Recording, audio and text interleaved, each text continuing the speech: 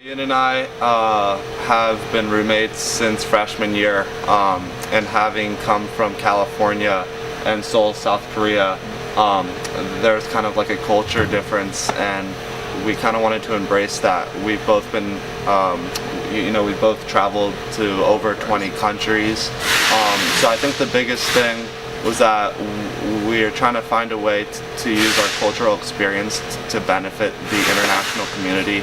Sayun last summer attended a Yale environmental camp, and that kind of gave us some insight on some of the major insecurities that climate change is causing right now and over the past decade. So that kind of led to the birth of Echo the Eco. And Echo the Eco is a nonprofit that focuses on providing aid to Pacific islands that are currently faced with the harshest reality of climate change. We interviewed with Ambassador Tito, who was the former president of Kiribati like a decade ago, and from that we decided we discussed what we can actually do for these people, and we concluded that for the first step that we can take, we should first provide them with fresh water, because the locals of Kiribati walk miles to obtain fresh water on a daily basis. And I think the most important part of our project, Echo the Eco, is that we want to emphasize how the voice of the youth really matters. That around the world, a lot of young people, young teenagers have dreams and passions and something that they really want to voice out to the world, but sometimes our age somehow becomes a barrier to that, and that some people treat us differently or somehow maybe not really give us credit for what we think and what we have to say. And from this project, I want to tell the teenagers, the youth, that if you have a passion, you have a goal, and you have something to say to the world, just don't hesitate, because if you take small actions, it may turn into a reality. Yeah.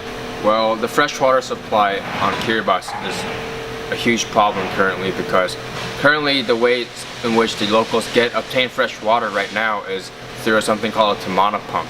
They pump out fresh water underneath the atoll, but then the problem with that is the more fresh water you pull out from underneath the island, the freshwater intrusion just contaminates the whole thing, which contaminates their well that take the water out, and also the technology that they use, the Tamana pump, is not a really reliable source of technology.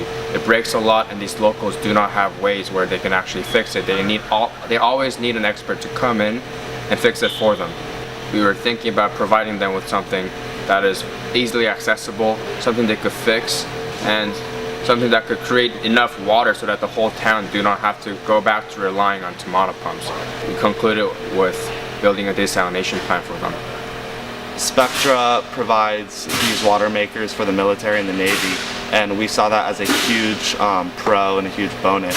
Ultimately, it came down to who we trusted the most and who could do the most effective job for us.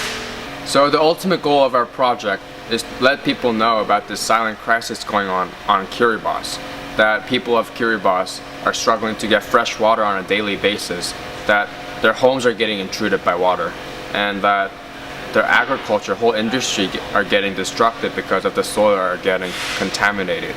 And I'm sure that not a lot of people in the world know about this crisis going on Kiribati.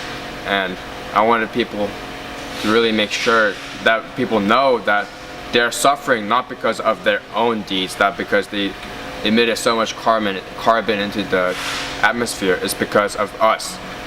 People that are a little more affluent, people that are a little more lucky in this world, where they have fresh water supply every day and they don't have to worry about it. We have the responsibility to help these people. I think another major point that Sayun and I are working on for Echo the Eco is to take advantage of our situation at hand.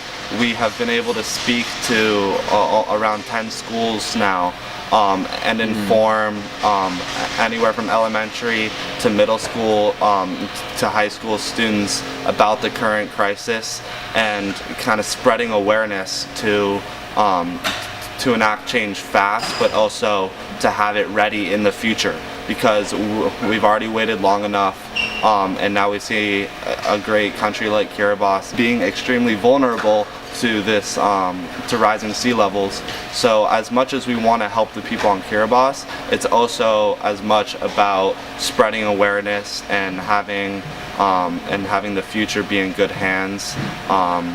and hands that want to enact change forever and for a very long period of time. Thank you.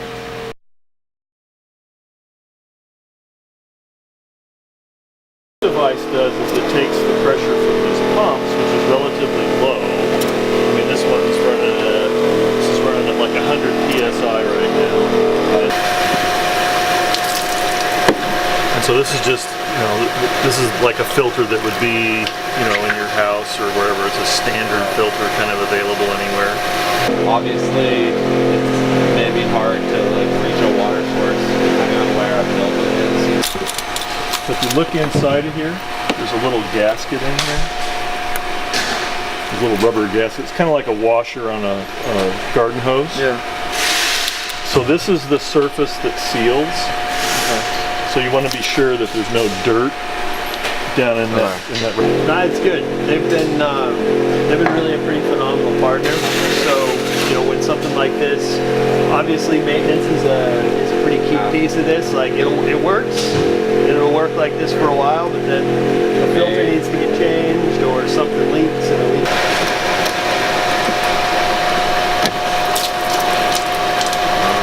Running unfiltered water through the system, then you'll damage the pump.